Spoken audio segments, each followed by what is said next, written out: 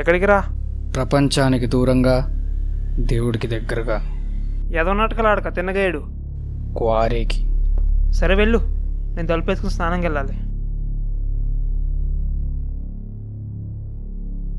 జల్దీ రారా రేయ్.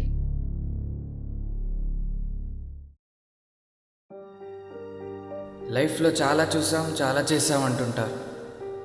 కానీ ఒక నిస్సహాయ వ్యక్తి పడే ఆ కష్టాలను వీళ్ళు చూసి ఉండరు. వాళ్ళు చేసే త్యాగాలు వీళ్ళు చేసి ఉండరు. సార్, మీ లోన్ రికవరీ పీరియడ్ దాటింది సార్. అందుకే మీ ప్రాపర్టీస్లో ఇల్లు తప్ప అన్నీ సీజ్ చేస్తున్నాం. ఎవడయ్యా ఇక్కడ చేతులు లేని వాడికి ఉద్యోగం ఇచ్చింది? గంటేయండి ముందు వాడిని. ఇంటి రెంట్ కట్టకపోతే రేపటి నుండి నువ్వు నీ ఫ్యామిలీ రోడ్డు మీద పడాడు. మీకు అసలు చేతులు లేవు. మిమ్మల్ని జాబ్లో తీసుకుంటామని ఎలా అనుకున్నారు?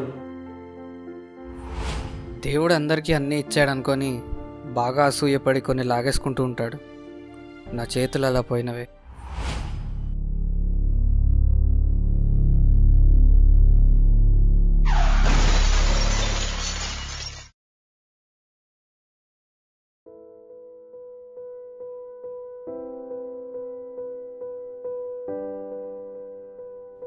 ఒకప్పుడున్న స్వేచ్ఛ ఇప్పుడు లేదు. ఒకప్పుడున్న చేతులు ఇప్పుడు లేవు. ఒకప్పుడున్న లైఫ్ ఇప్పుడు లేదు.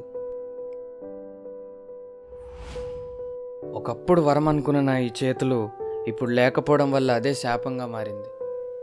నా ఫ్యామిలీ బాధ్యత కూడా నా మీదే ఉంది. కానీ ఇలాంటి కండిషన్లో వాళ్ళని పోషించడం అసాధ్యం. I feel miserable in my life. నా తప్పేం లేదు. అందుకే చనిపోదామని డిసైడ్ అయ్యా.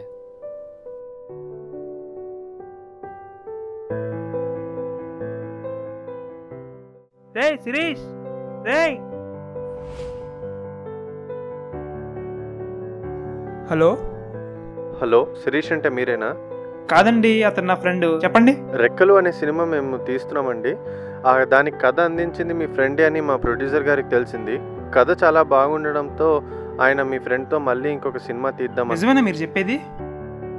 అసలు నమ్మలేకపోతుండే మీరు చెప్పేది. నిజమేనా? చాలా థ్యాంక్స్ అండి, చాలా థ్యాంక్స్. ఏ శిరీష్, నీకు గుడ్ న్యూస్ రా. నువ్వు అమ్మేసిన కదా తిరిగి నీ సొంతమైంది.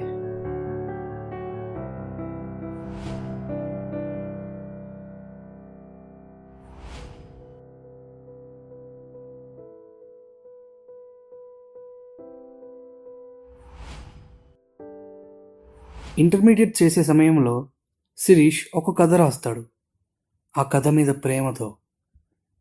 కానీ బరువులు బాధ్యతలు పెరగడం వల్ల అతను ఆ కథని అమ్మేయాల్సి వస్తుంది. అన్నీ తీసేసుకున్నా ఆ దేవుడు ఏదో ఒకటి తిరిగి ఇచ్చేస్తాడు. నాకు నా లైఫ్నే ఇచ్చేశాడు. నువ్వు రాసిన కథ వాళ్ళకి బాగా నచ్చిందంట్రా. నీతో ఎన్నో సినిమాలు చేద్దాం అనుకుంటున్నారు.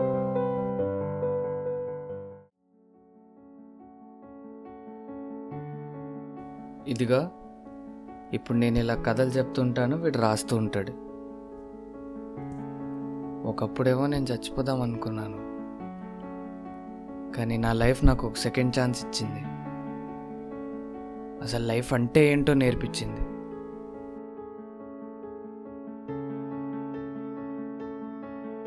హలో సార్, స్టోరీ రెడీ అయితే చెప్పండి, మేము వచ్చి కలెక్ట్ చేసుకుంటాం.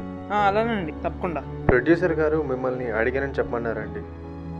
మేము బాగానే ఉన్నామండి.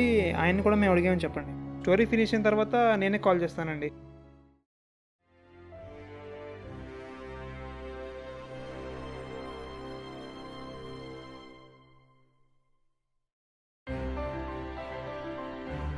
పట్టుదలకి పోరాటానికి చాలా దగ్గర సంబంధం ఉంది. పట్టుదలతో పోరాడితే విజయం మన వెంటనే ఉంటుంది.